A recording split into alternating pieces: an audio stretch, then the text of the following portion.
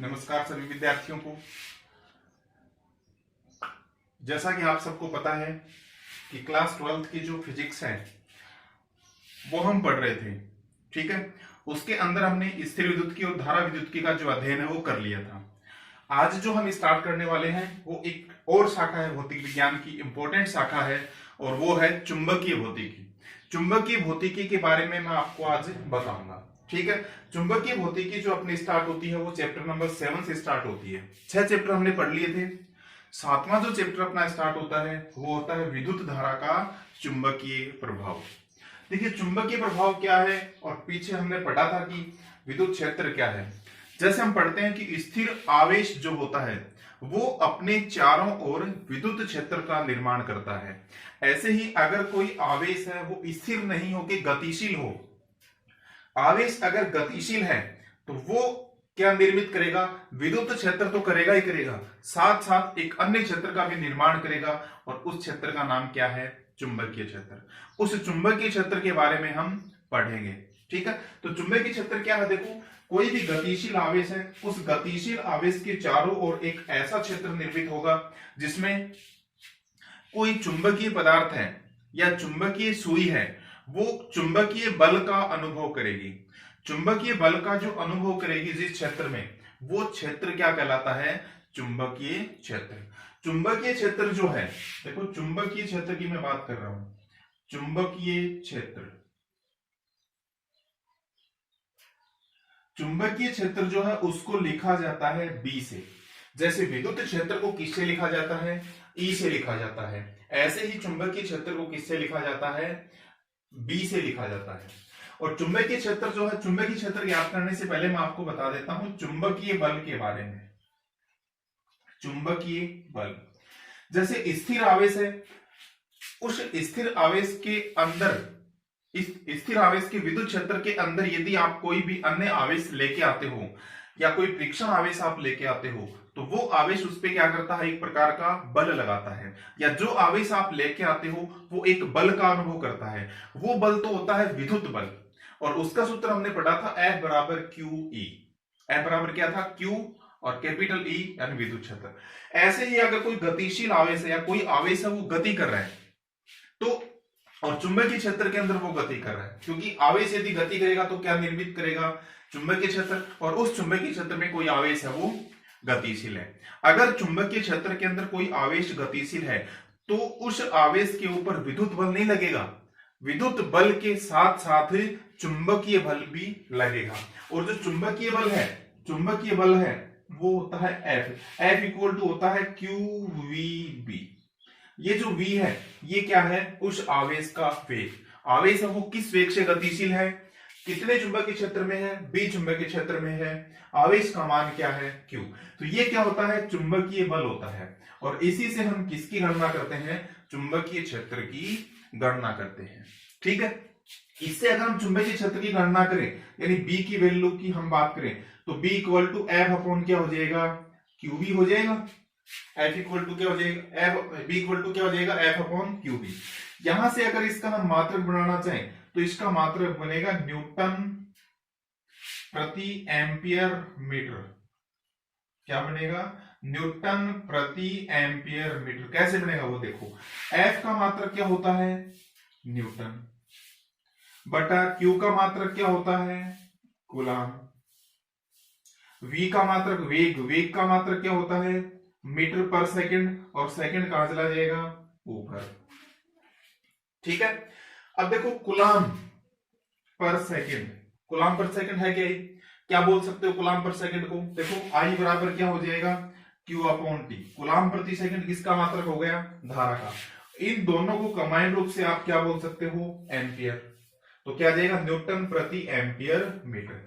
और इसको हम क्या बोलते हैं, न्यूटन प्रति एम्पियर मीटर को हम क्या बोलते हैं, टेस्ला बोलते हैं। इसको क्या बोलते हैं, टेस्ला बोलते हैं, ठीक है। कैपिटल टी इसका प्रतीक होता है। तो चुंबकीय क्षेत्र का मात्रक क्या हो गया, टेस्ला हो गया। एक अन्य मात्रक भी इसका हम काम में लेते हैं, वो और बता देते हैं, अन्य मात्रक। इसके अन्य मात्रक के रूप में हम काम में लेते हैं गॉस या गाउस। अन्य मात्रक के रूप में क्या काम में लेते हैं, गॉस। एक टेस्ला जो होता है ना, एक टेस्ला वो 10⁴ गॉस के बराबर होता है।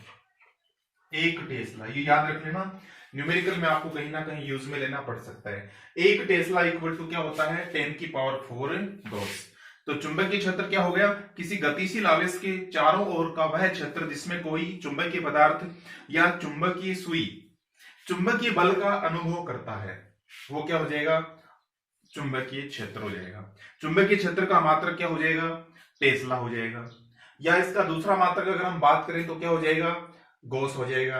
अगर हम बात करें इसके एमकेएस पद्धति के मात्रक की तो न्यूटन प्रति एम्पियर मीटर हो जाएगा।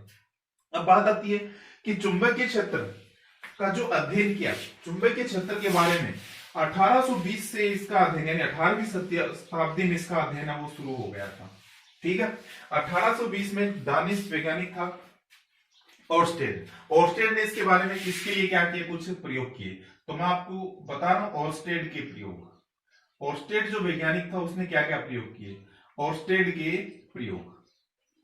प्रयोग के लिए इसने क्या किया, देखो इसका परिपथ देखो, इसने एक विद्युत सेल लिया, सेल के साथ एक कुंजी जोड़ी, एक धारा नियंत्रक जोड़ा और एक चालक तार उसके साथ जोड़ दिया। इस प्रकार से देखो इसका प्रयोग बता रहा हूं। ये एक बैटरी है, ये इसका प्लस टर्मिनल हो गया, ये माइनस हो गया, ये कुंजी है।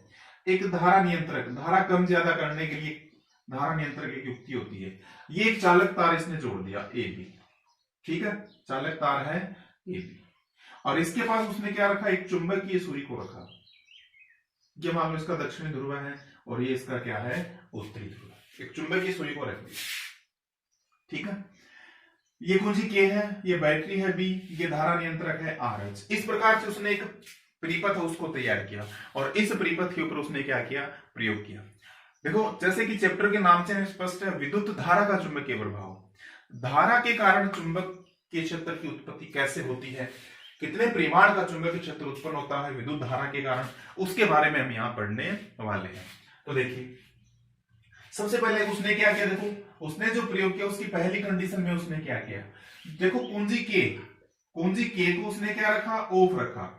कुंजी के को ऑन नहीं किया। जब कुंजी के को हम ऑन ही नहीं करेंगे तो क्या इस चालक तार एबी के अंदर धारा प्रवाहित होगी, नहीं होगी, सीधी सी बात है, क्योंकि परिपथ है वो अभी जुड़ा नहीं है, अभी पूरा नहीं हुआ है।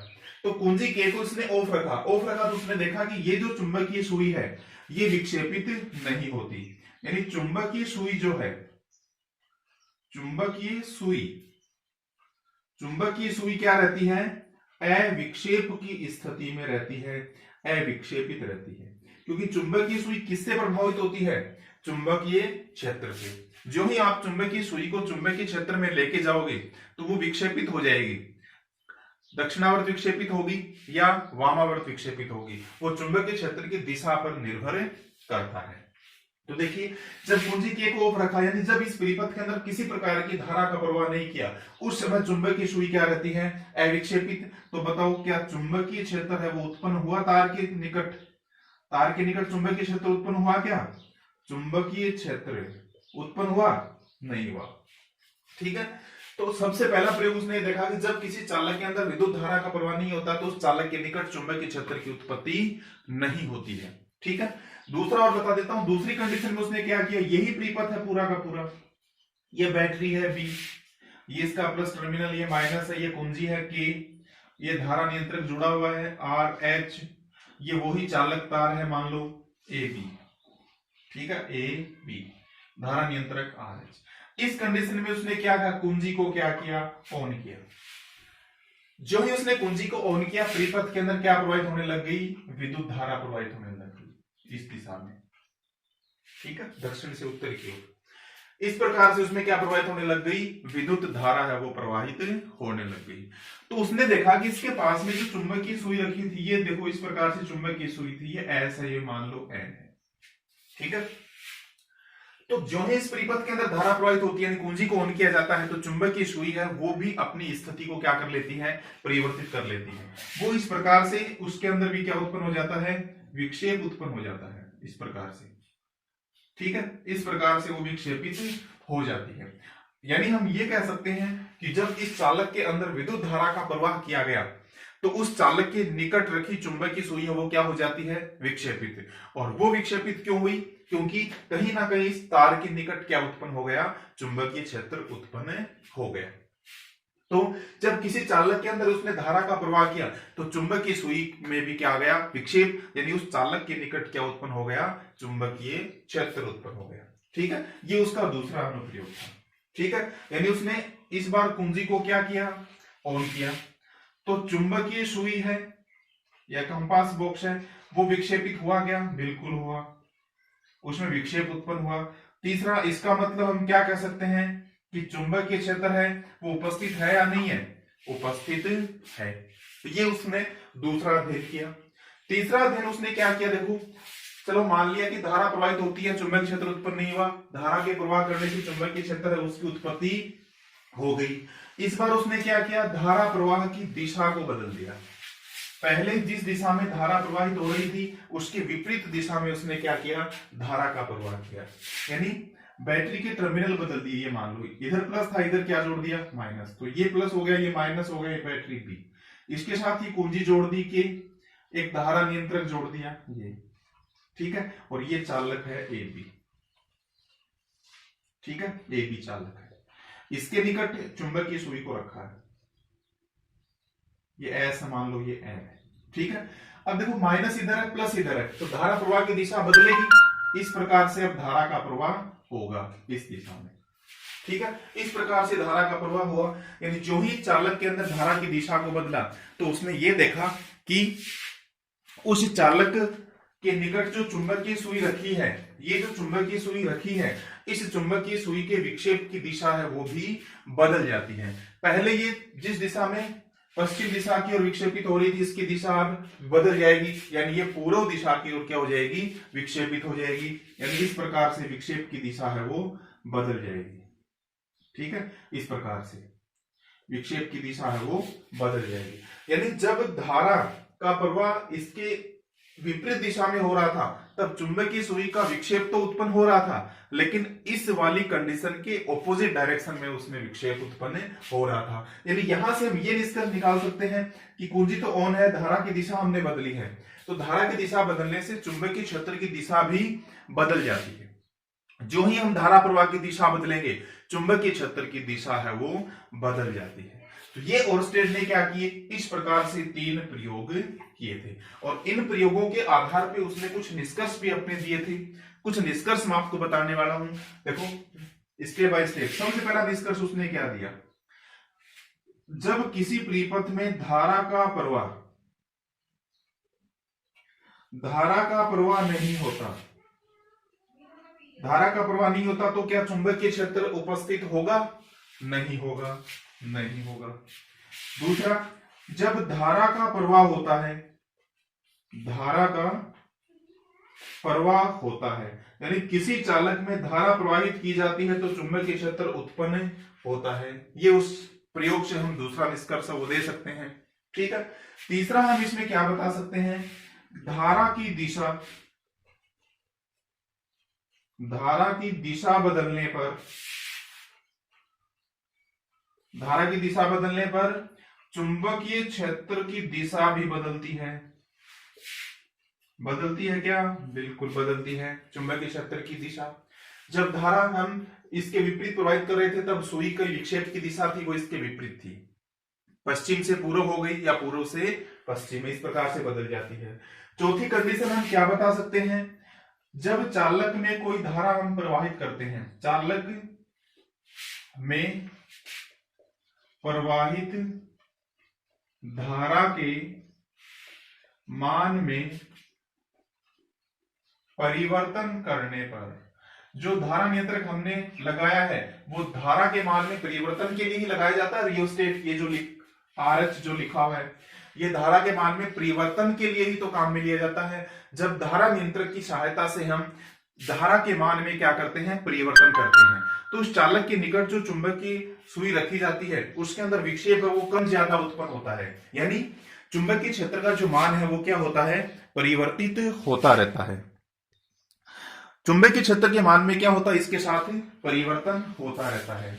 ठीक है, यानी चालक में प्रवाहित धारा के मान में परिवर्तन से चुंबकीय क्षेत्र भी क्या होता है, परिवर्तित होता है। और किससे बदलता है, अगर ये चुंबकीय सुई इसके बिल्कुल पास में रखी है और इसको हम दूर लेके जाएंगे, यानी चालक के पास चुंबकीय क्षेत्र क्या मिलेगा आपको, अधिक। चालक के पास चुंबकीय क्षेत्र क्या मिलेगा, अधिक मिलेगा। चालक के पास चुंबकीय क्षेत्र क्या मिलेगा, अधिक। यानी ये चुंबकीय सुई अगर बिल्कुल चालक के निकट है तो ज्यादा विक्षेप उत्पन्न होगा, जो जो आप चालक से दूर लेके जाओगे चुंबकीय क्षेत्र की तीव्रता में क्या आ जाएगी, कमी आ जाएगी। यानी चालक के निकट चुंबकीय क्षेत्र प्रबल होता है, चालक से दूरी के साथ उसमें प्रबलता है वो कम होती जाती है।